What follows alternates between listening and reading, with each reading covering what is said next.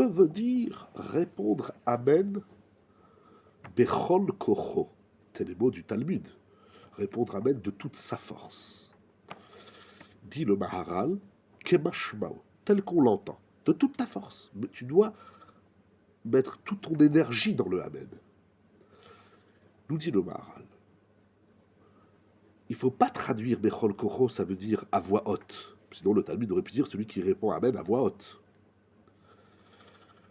Et si on voudrait expliquer Bechol Kocho, ça veut dire Bechol Kavanato avec toute sa concentration, tout son esprit, là aussi, il fallait dire Bechol Kavanato. Or là aussi, c'est pas ça qui est dit. C'est pas dit dans le Talmud à voix haute ou avec toute sa Kavana.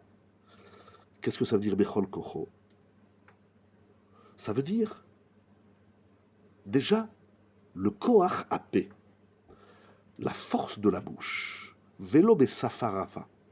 Rak bechitour sfataim legabre. Il faut bien prononcer Amen. C'est pas Amen. Amen. Bien prononcer le A, le B et le Noun, le N. Amen. Et ça ouvre les portes du Gan Eden. Pourquoi? Parce que lorsqu'on fait des choses de toute sa force, notamment la force de la bouche, de la parole, on arrive à ouvrir ce qui est fermé. Parce que pour ouvrir ce qui est fermé, il faut de la force.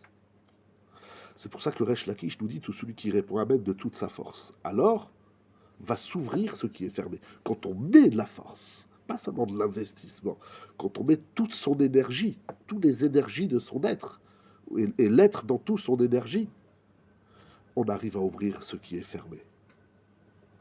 De même, ce qui est dit, la Gemara continue, celui qui répond le Kaddish, Amen, Yehe, Sheme, Rama, Bevarach. Alors, la Gemara dit, Bechol Kocho, là aussi Bechol Kocho, avec toute l'énergie de son être et avec tout l'être énergétique, on lui déchire un décret de 70 ans. Ça veut dire que même si, à son encontre, il a été décrété dans le ciel une xéra, une décision du ciel à l'encontre de cette personne, s'il répond Amen, Yeshmerama, le Kaddish, de toute sa force, on déchire le décret et on lui réécrit une histoire sur 70 ans, dit la Gemara. Parce que là aussi, il faut déchirer le décret. Et la déchirure du décret nécessite de l'énergie. Et cette énergie, c'est le Amen. C'est la force du Amen. C'est l'être énergétique. Et c'est l'énergie de l'être qui ouvre la porte et qui déchire les décrets qui sont des mauvais décrets qui ont été décidés pour l'homme. C'est mettre tout son corps. Il y a des choses dans la vie qu'on fait, un peu flagada, on n'a pas la force, bon, on le fait. Non, c'est pas comme ça qu'on répond Amen. Amen, ça marche. Et Amen, Yemeshmeraba, ça a de la force, ça a de la puissance lorsqu'on y met toute sa puissance, lorsqu'on y met toute son énergie.